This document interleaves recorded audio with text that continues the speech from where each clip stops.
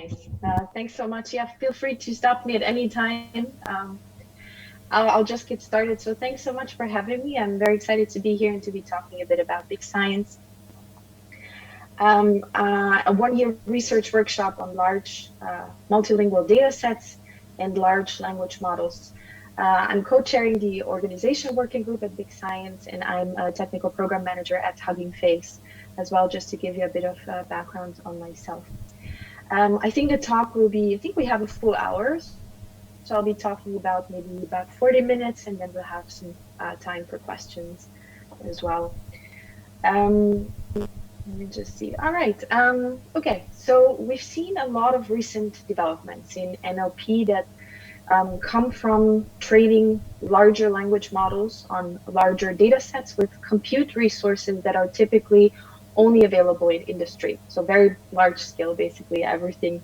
And everything got started with OpenAI. Here you can see a couple of models, and you see that the corpus size is increasing. Looking at the GPT family, with GPT-3 making the biggest jump, as well as the models are increasing. We're in a billion parameter range right now, GPT-3 going up to 175 billion, which is pretty mind-blowing as well. And these large language models have shown some very interesting capabilities and behaviors, and everything got started here. And many companies are actually working on that. And because it is large scale and requires infrastructure and compute, we also see big tech working on it mainly.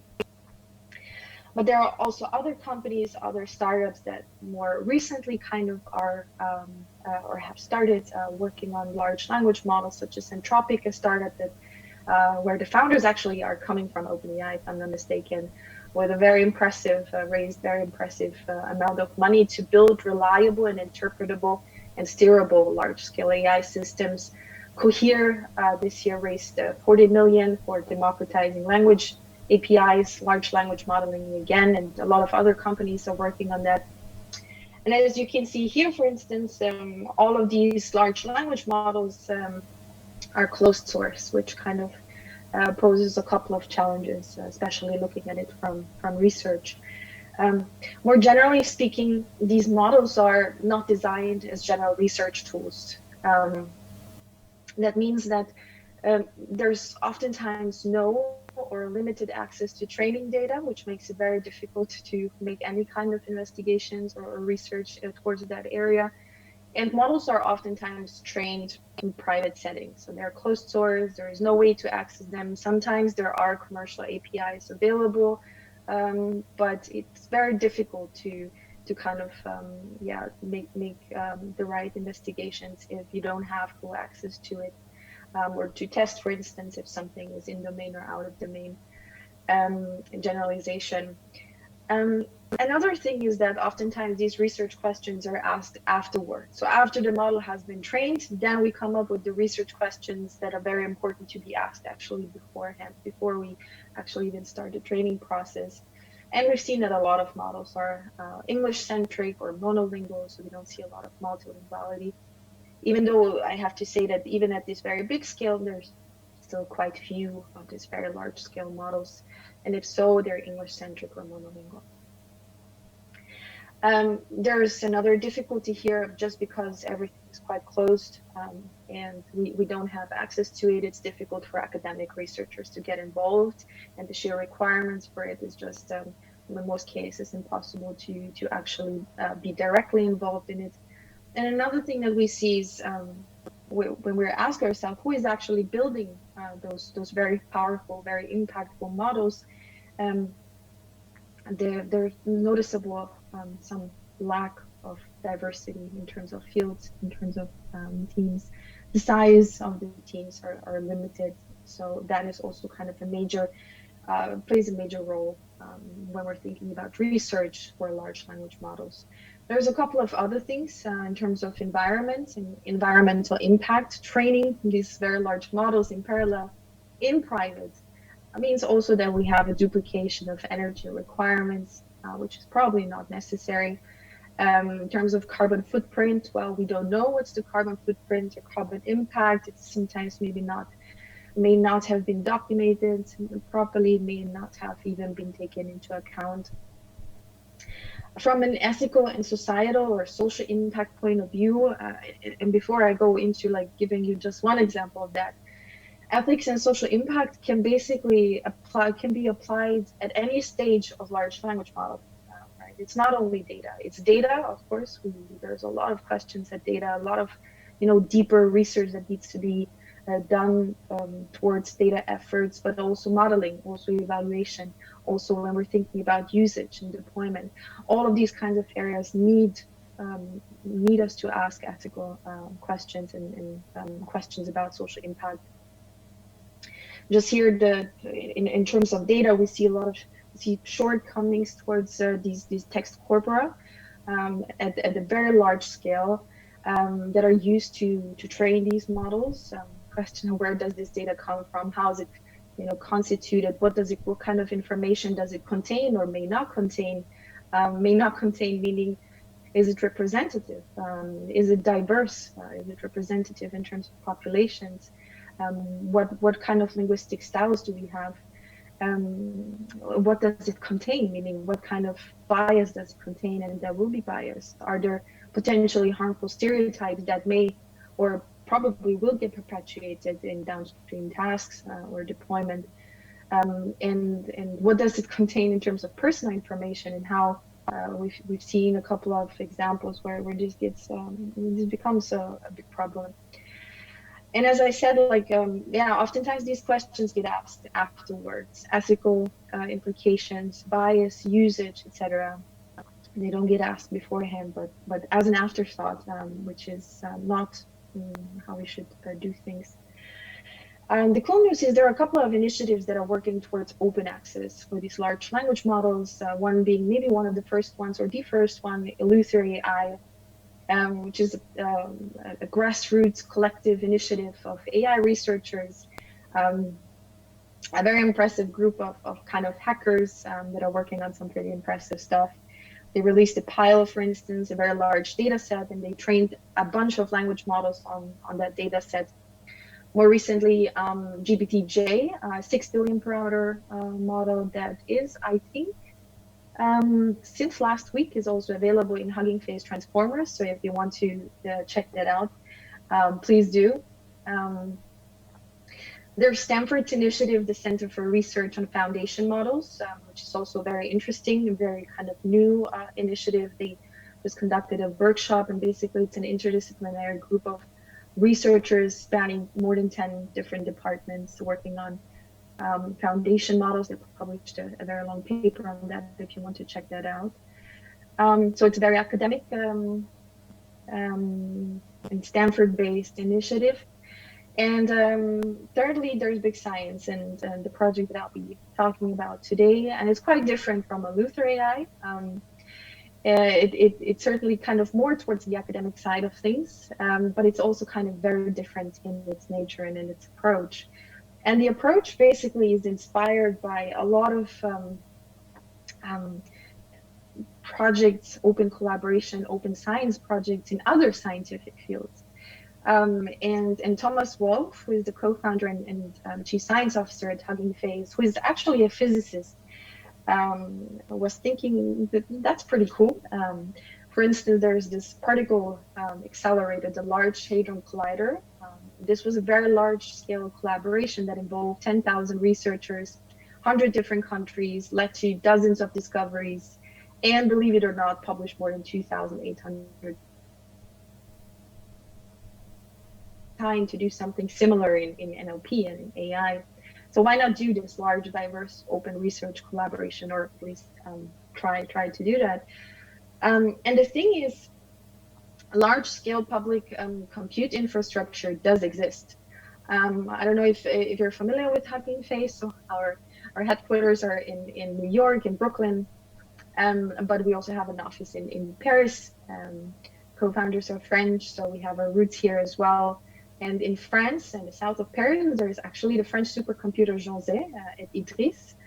Very impressive hardware, very impressive peak performance of 28 petaflops per second with a total of 2,696 NVIDIA V100s. So I'd strongly recommend, if you're interested in hardware and this kind of compute infrastructure, to take a look at their website. It's pretty cool. And that's how everything got started, basically. Earlier this year, Thomas Wolf and Stéphane Requena from Gency and Pierre-François Lavallée from Idris, discussed the potential project. And very quickly, more people joined. Hugging Face joined, the French academic and industrial AI and NLP research community joined. And in February, earlier this year, we filed a grant application for 5 million GPU hours on Jonzé. And we already started working. A lot of people have already joined, and we started opening up to an international research community, kind of rooted in France, but opening up and extending to an international community. And we started organizing the project. And there were a couple of ways how to structure that. It's kind of early on decisions that we had to make. And rather than going for a legal structure of a consortium, we thought that the better structure for this collaboration might be that of a workshop, of a research workshop that is going to be of a 1 year duration. It's going to give us some flexibility and validity for people to join, especially now given the fact that we have hundreds of people involved and hundreds of institutions. So that's been kind of the path we wanted to take. Good news followed in April. The grant was accepted, and at the end of April, there was the kickoff event and BigScience officially started. And to give you kind of a more high-level overview about BigScience, there's kind of three main pillars or objectives that we have at BigScience. One is certainly like to bring in this diversity, to gather a large research community that collaborates on large language models. This is not always easy. So diversity is certainly something that is absolutely critical in all kinds of perspectives, and we could also do better here. But we're definitely trying to make this as large and as diverse as possible. And the community is about to consider in advance what kind of research questions would be interesting to answer during this project, during this 1 year, and to ask as many of these questions as much as possible beforehand, a priori, rather than as an afterthought, as I mentioned.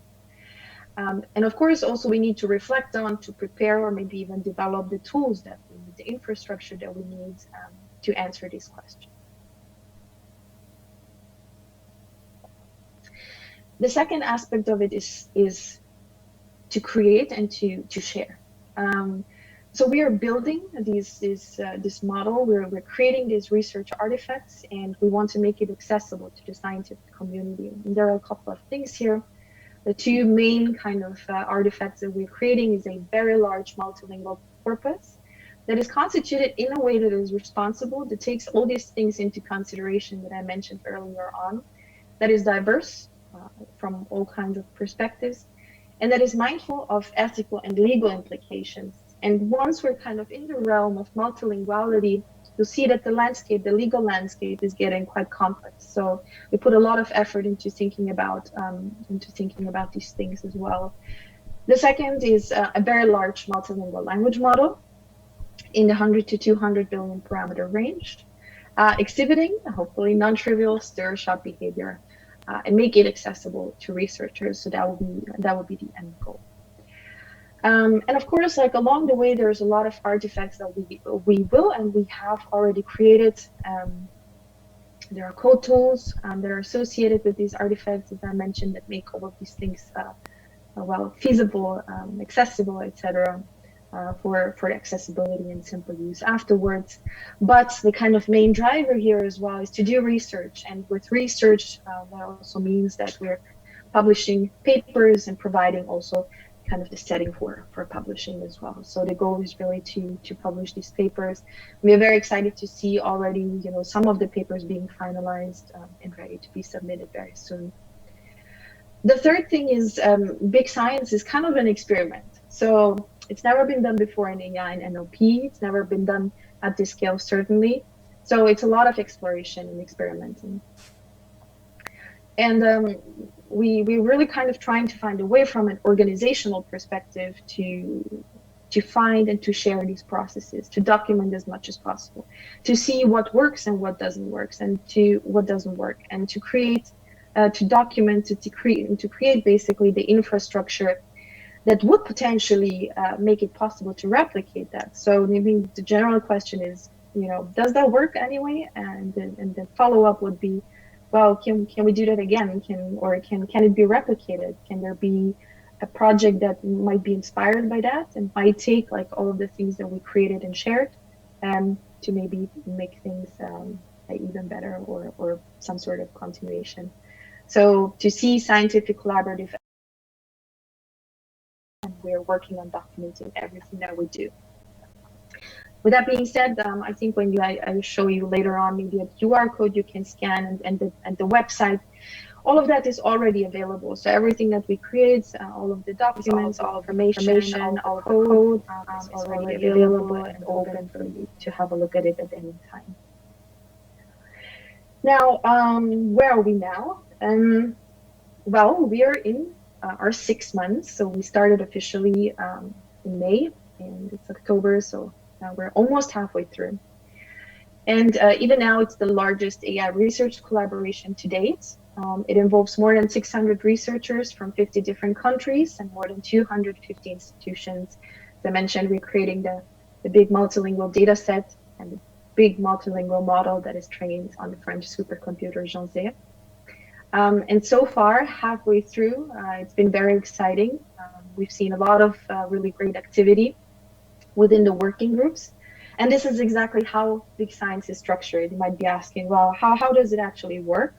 So it is structured in working groups. As you can see here, this is a little bit small, maybe for people who are in person at the workshop today. I don't know if you can see that.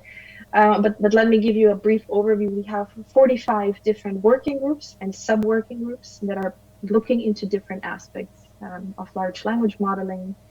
And we have 45 chairs. So 45 chairs in total who are leading different kinds of working groups and subgroups. And we're trying, as I mentioned, we're trying to ask questions, as much as possible from the very beginning. And that's why you can see here kind of, very big working groups such as data. So we put a lot of effort into data. There's subgroups like data governance, data sourcing, data tooling. Same goes for modeling. So there's different aspects on the modeling side. And as well as evaluation. And in all of these kinds of aspects, the question of ethical implications, social impact, bias, fairness, etc., is always something that is present, and even like sometimes the main focus of the working group as such. There's also like other types of working groups. For instance, we have a biomedical working group that is looking into the biomedical domain and how model performance is there. And we have like a working group that is purely kind of dedicated to sharing and accessibility. So how are we actually going to make this happen? How are we going to create the infrastructure and the setting for people to easily access everything that we create, the data set and the model as well. What I'm trying to say is that with these working groups, we're building and investigating the model from all angles. We're looking at limitations, capabilities, potential improvements, and we're looking at almost all stages of bias, social impact, and ethical implications. I'll just give you kind of a bit of a more in-depth view of specific working groups. I mentioned data. And data is very important, and it's great to see that we actually have very active working groups here. One is data governance and archival strategies, concerned about defining management and ownership structure for the data set. That means that once we're, as I mentioned, dealing with multilingual data, we have to think about how to create this organizational structure in order to how is sourcing being done, how are we hosting and providing that data, how are we working together with data providers, with organizations, and how do we scope out legal concerns, right? The legal landscape is well, it's very complex. For very specific countries, it's very different in Japan, for instance, when we're thinking about working together with organizations in Japan, providing data in Japan, than it is maybe in Europe or in the US. And what is the social impact of our data choices?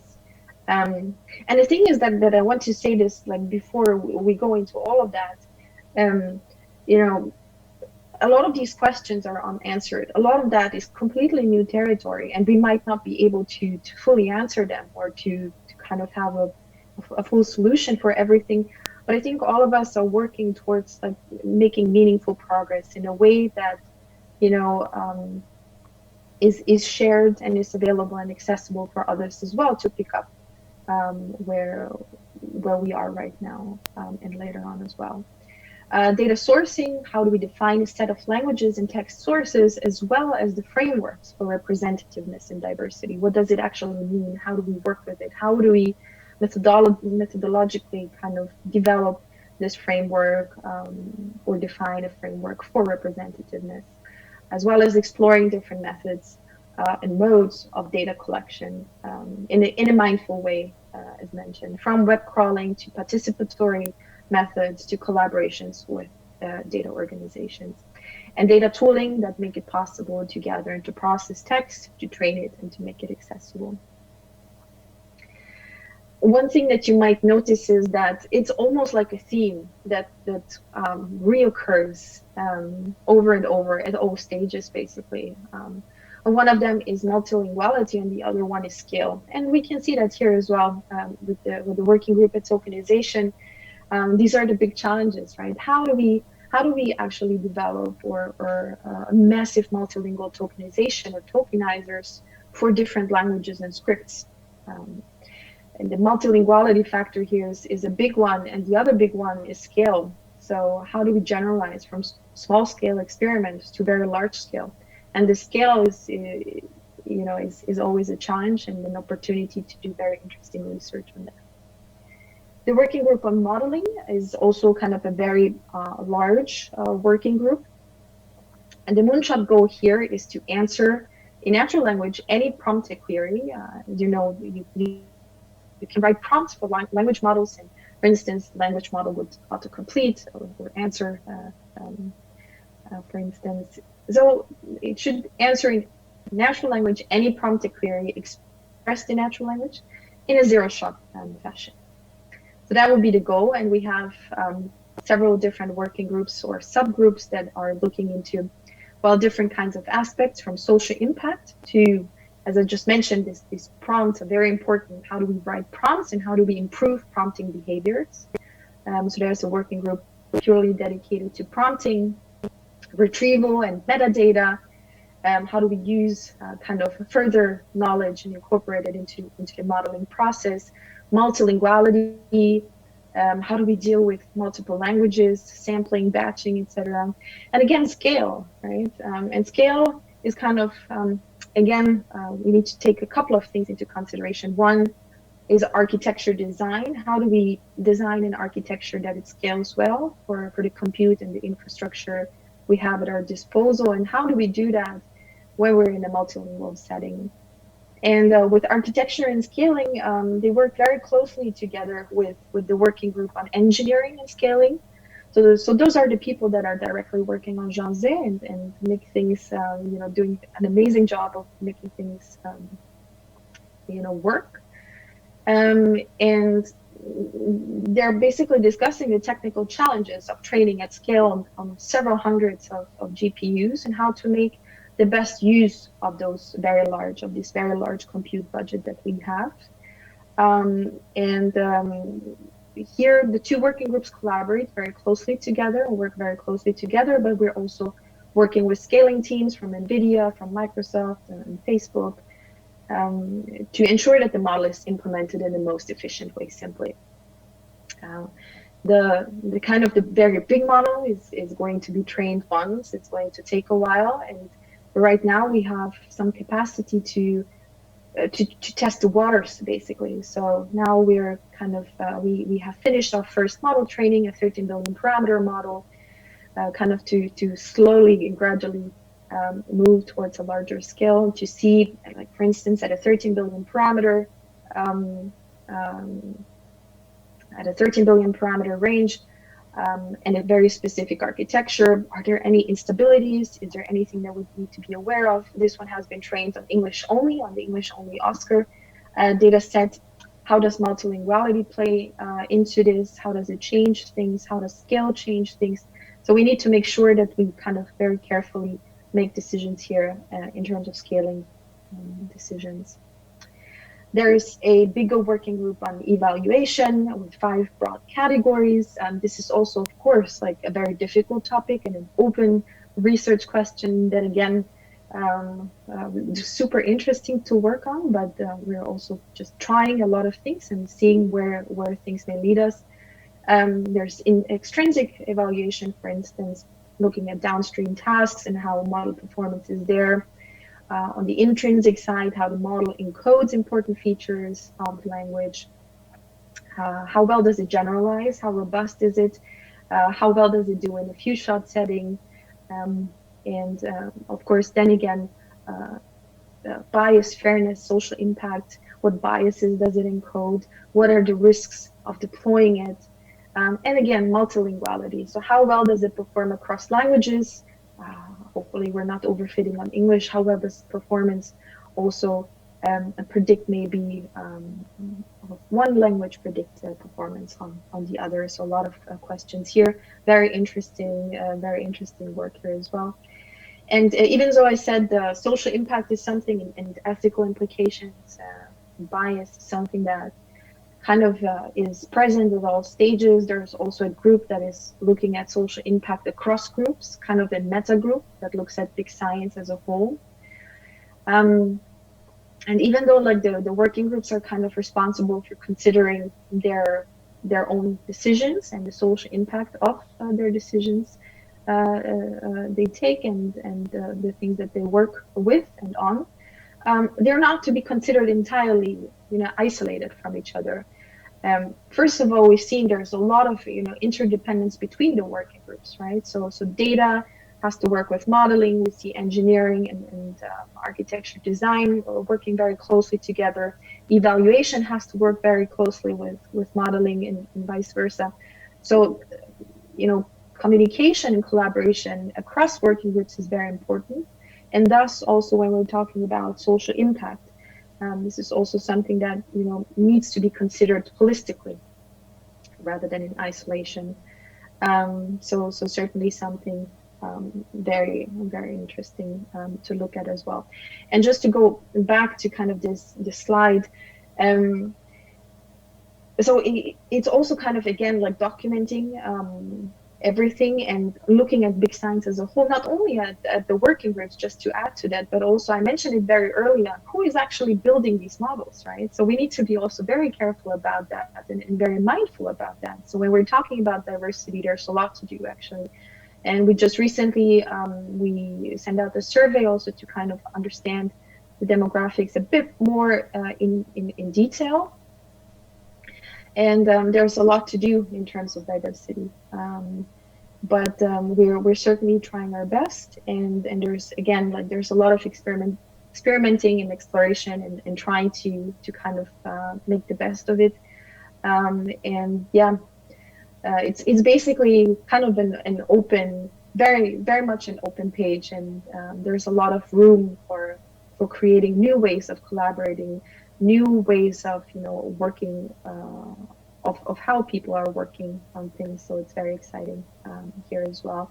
And with that, we're hoping to develop these best practices, right? To when we're getting feedback, or we're identifying and obtaining feedback from stakeholders, with the working groups together and existing organizations that we work with to develop these best practices and the documentation that is needed in order to make this project successful, but also potentially later on for follow-up projects as scientific collaborations.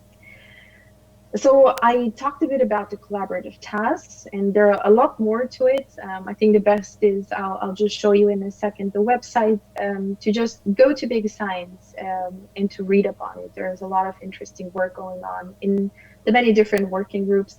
But apart from the collaborative tasks, it's also a workshop in the sense that, first of all, it's conducted 1 year from May 2021 to May next year. And we are organizing also like a lot of live sessions and events. So far, it's been quite structured. So every 2 months from the kickoff, and throughout the year, basically.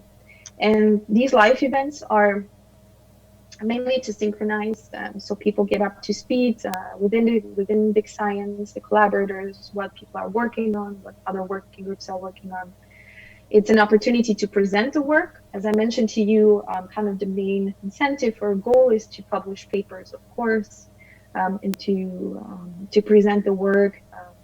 We have posters, and technical deep dives, as well in these events. And it's not only for BigScience; it's open to the general public. I think this is something, when we're speaking about, we need more people to work on that, and we need more people to be part of the conversation. I think it's also very important to involve the public and to be very open, right? To involve as many people as possible into the conversation. So that's why we kind of really put a lot of emphasis into opening up to the public and to have these conversations, right? To foster these discussions and the exchange of ideas in a real time manner, and less in a kind of written form. Um, so I said it's kind of a new thing. It's a new project, and the cool thing about it is that it can become whatever we want it to become. So it's open for new ideas on how to collaborate in new ways. I think there's a lot of exciting things to work on. So certainly open to a lot of that. And there's a couple of ways to join the BigScience. As I mentioned, some of the events are completely open to the public. You can follow along with what we've been doing. It's also still possible. There's still a lot to be done. To join as a collaborator, I mentioned to you earlier on, all information, all docs, all code is already open. So you can, I think the best is to go to the website, and you can find everything from there.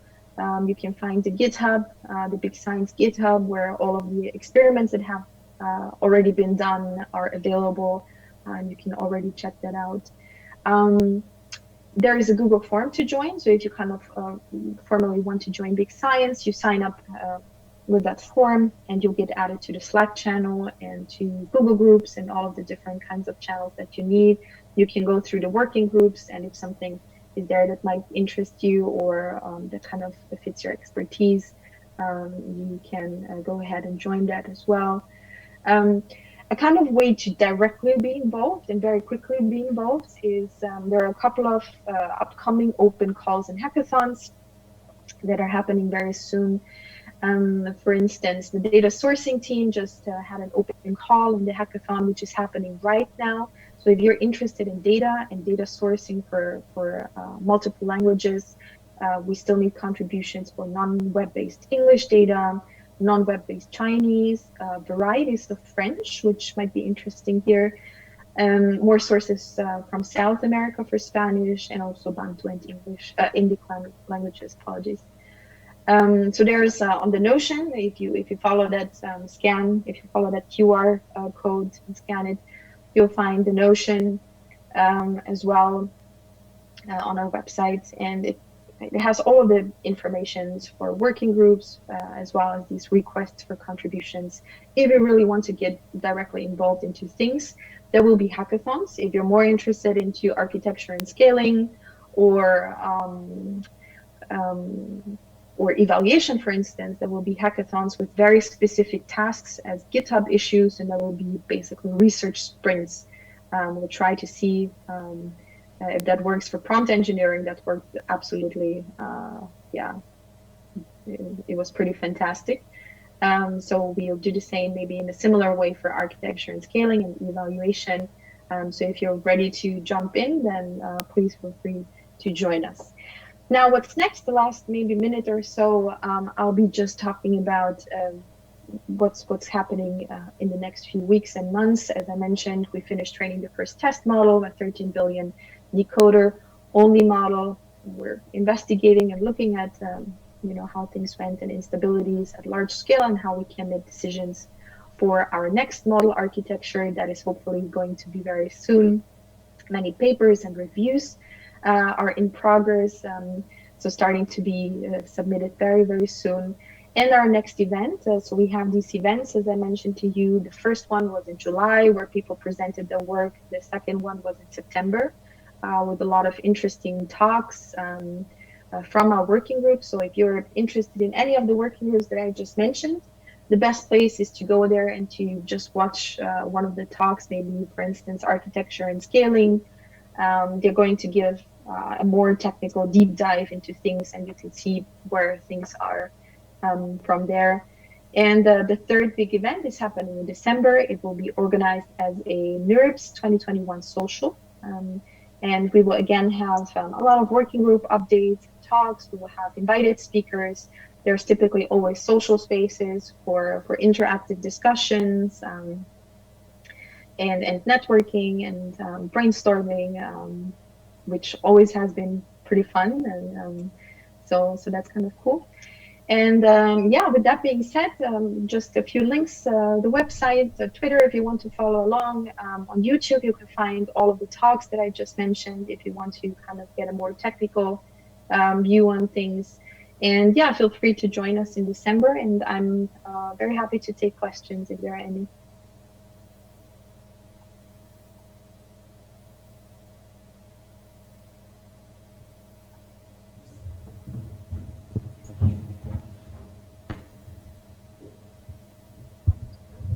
Thank you, Joanna. I don't know if you can hear us. We're going to take question from the room now. Can you hear us? Yes. Yeah. Okay. Nicolas.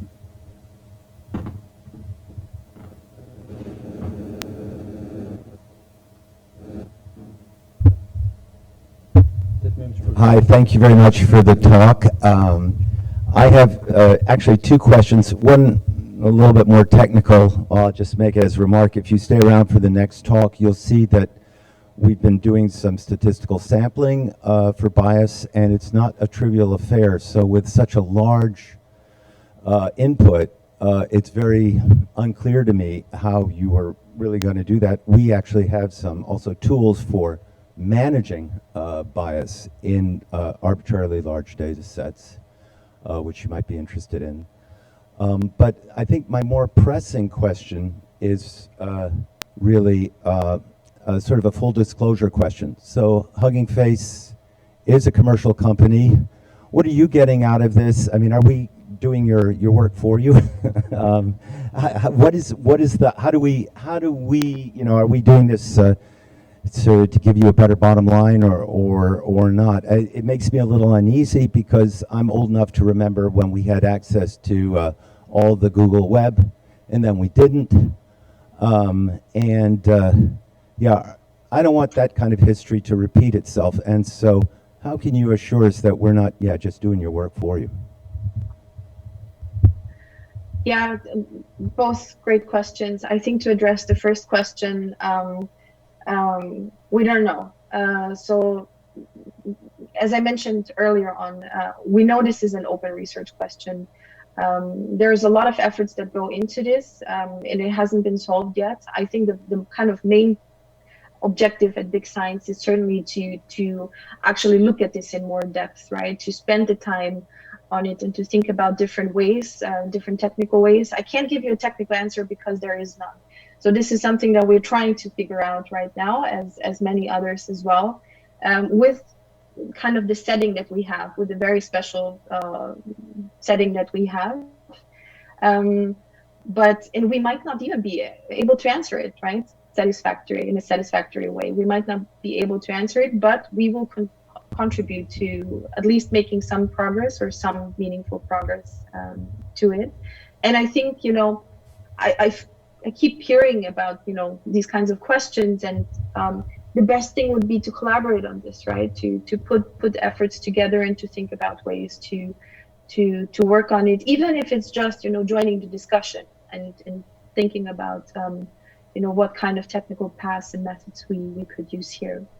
And the second question is, Actually, it's quite separate from Hugging Face. So my work has been completely separate from Hugging Face. Even though we have a couple of people who are kind of full time devoted to, or almost full time to helping and supporting BigScience effort. But BigScience is very separate.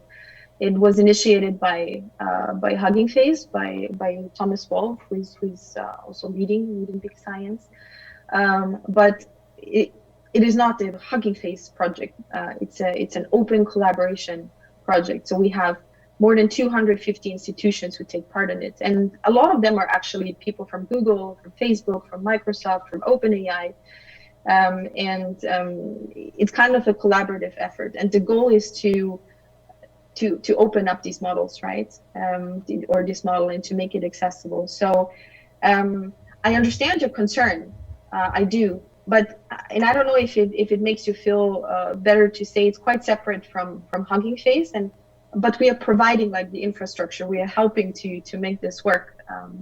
And the kind of big thing behind this is that right now it's almost like a monopoly, right? Only these big tech companies have access to these models and to these large data sets and to this large scale compute, and it's impossible to access it, right? For all of the reasons that I mentioned.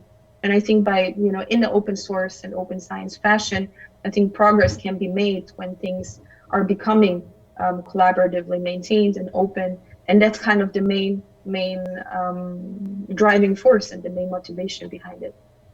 Okay, thank you. No, the problem is very real. We understand that. It is, yeah. Yeah.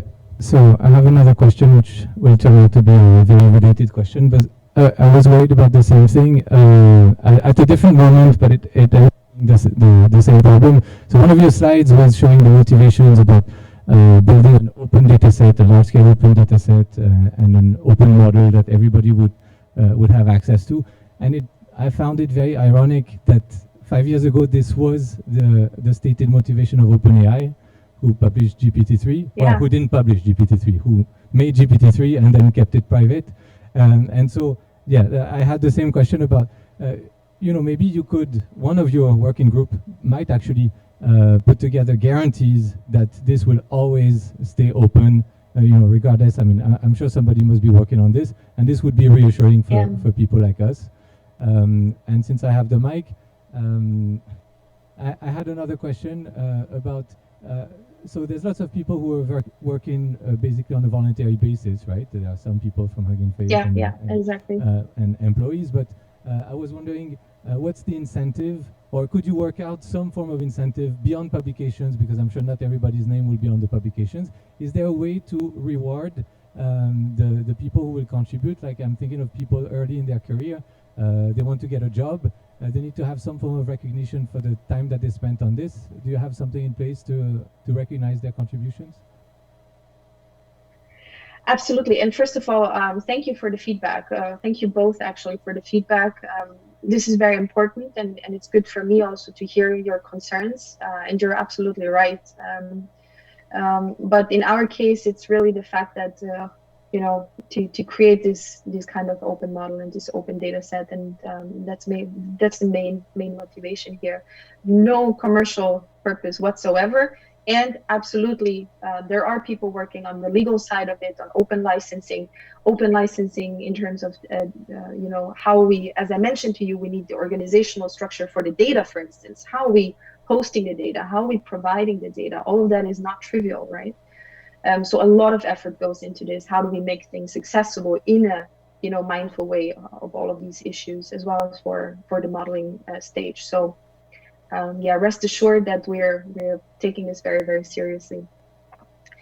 The second question, Mo, can you repeat the question again? I was carried away by.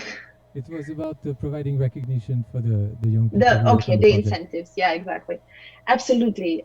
First of all, yes, publications are very important for a researcher at any stage, but there's a lot of other ways as well. It depends on like how much involved you want to be. You can get, it's a very unique opportunity, I think. For instance, we are now looking for a core team member who is maintaining open source and working directly on infrastructure. I don't think like this something that you get every day. This is very, don't get me wrong, like you might not get access to the infrastructure per se or Jean per se, but at least be involved in a lot of the engineering work that has to be done there.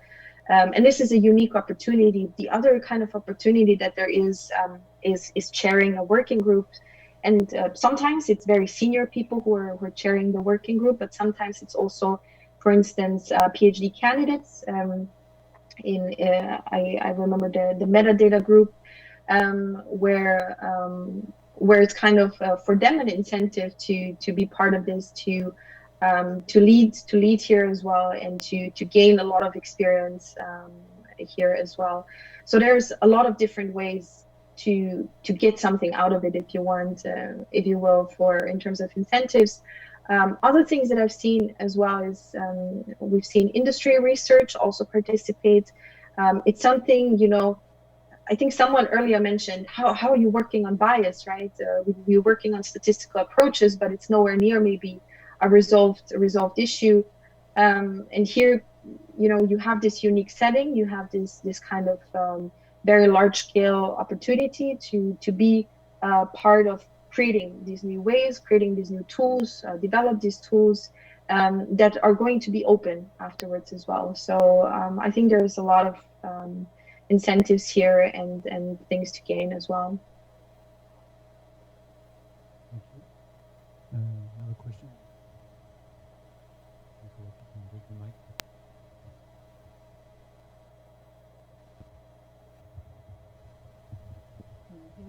Thank you very much for your presentation. I would like to know, where do you find your data in order to build your data set?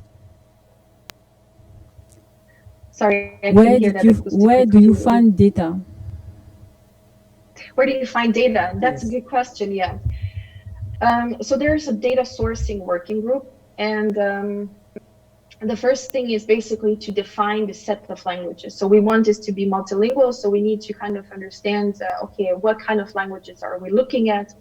And then there's different modes of, okay, how are we sourcing data, how are we collecting data? So we obviously need data at a very large scale. So as I mentioned, some of them are looking into web crawls, common crawls, but also like very different kinds of data in terms of style, looking at podcasts or books or newspapers and other kinds of text genres also maybe as well. The other thing is working directly with organizations that provide data. We're kind of going back into also legal aspects of it, data governance, how are we actually working together with organizations that may provide data, and in what kind of capacity do they provide data. For some languages, it might be easier. For other languages, it might be a lot harder to source data or to work with data. So right now we're in the process of really finalizing this. I mentioned that there's this open call from the data sourcing team. I think right now they finalized the set of languages, and now they're really getting into finalizing the last data sources, and kind of hand in hand with the data governance working group on how to provide that as well. So it's not a trivial task. It's not a trivial task from a lot of different perspectives, especially like thinking about, okay, this is multilingual. But yeah, these are kind of the main ways of how people are working on it right now.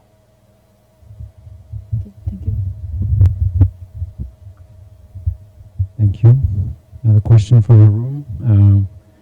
Do we have questions from Zoom? I can't see them. Oh, okay. About Friday.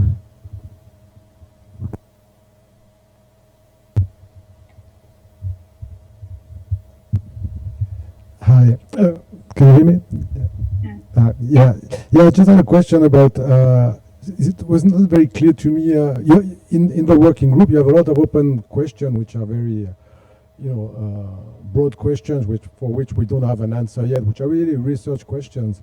And then you have a timeline of hours on Jersey that is constrained, so, and to me, sometimes I'm not sure, when the model is going to be trained. Of course, not all the questions will be answered.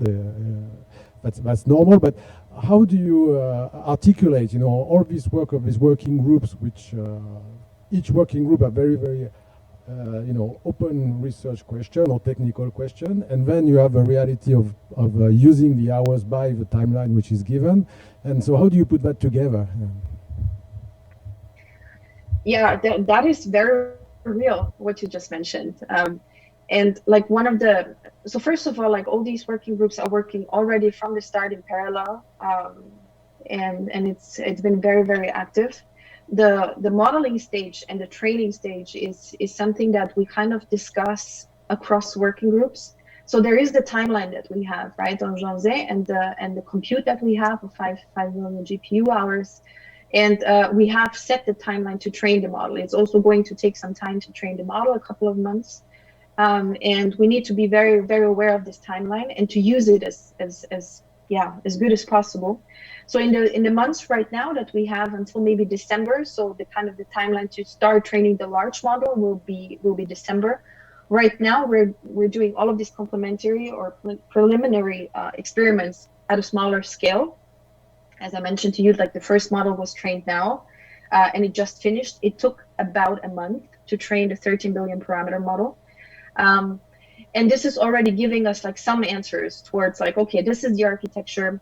This is trained on this data set in English. Are there any instabilities? Is there anything that kind of, first of all, make everything work? That's also going to take some time, make everything run and train, and look at the instabilities or look at kind of weird things that might be happening.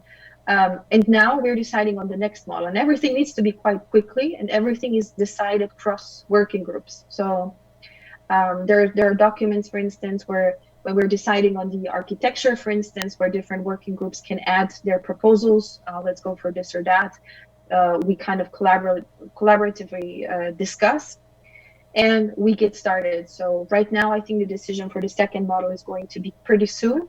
We already have a lot of proposals, and we're going to start the second model, all kind of towards like training this big model, because we're probably going to have one shot for training at this big model.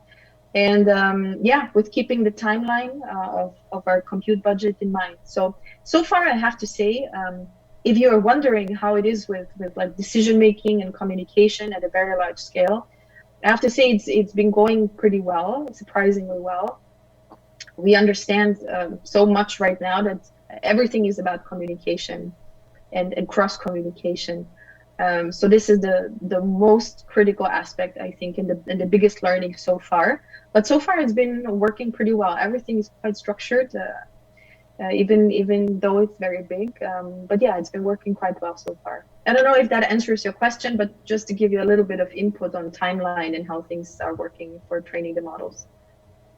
And Nicholas, follow-up question. Follow up to Fred's question, because I think it's a very important one. Yeah. Given that we are addressing, or you are addressing, very fundamental questions, you're now going to build your big model, and it's going to be just as screwed up as GTP3 and just as biased in kind of crazy ways and unusable, and you don't want that. So it sounds like you really ought to do, I don't know, maybe I'm just an old man speaking, but it sure seems like Fred said that we should have quite a bit of fundamental research before you launch into a very expensive big model. So I agree with him. I feel there's a tension there, and it's unwise. I mean, maybe it's great publicity and it looks great for pro bono work, but it might just waste a lot of effort. Maybe I'm totally wrong. Maybe everything will work out. But given that we don't know a whole lot, it's a big bet to make. Yeah, I mean, agreed. There is research out there, right, for all of these topics, but it's quite new, and it's quite new to do this in an open manner at this scale. I agree with you. The point is that we're working on this in parallel from the very beginning, right? So, as I mentioned to you, there's a lot of effort going into being very mindful about data, for instance, right? And lastly, I mean, eventually this very large model is going to get trained on this very big data set. So that's the whole point of everything. I think it should be better than GPT-3, right? We should do, at least the process should be better, or should be more mindful. And a lot of fundamental research is being done right now. So there's no answer to a lot of these questions. The data governance group has been really kind of pioneering ways at the moment of thinking about how to create this organization in order to make all of these things work, from sourcing to working with organizations to hosting and providing data. And lastly, have this data set at the end with the data sourcing team that puts as much effort into sourcing this data from these different languages and regions, that will be provided afterwards for the model training. So absolutely, you're right. A lot of fundamental research needs to go into this, and I'll say it again. We might not have all the answers, and we might not be able to do this perfectly, and but we're trying to, and we're trying to make meaningful progress into that. So please don't expect that everything will be perfect and everything would be, resolved and all of the questions will be answered. That's certainly not going to be the case. But we're putting a lot of effort into this.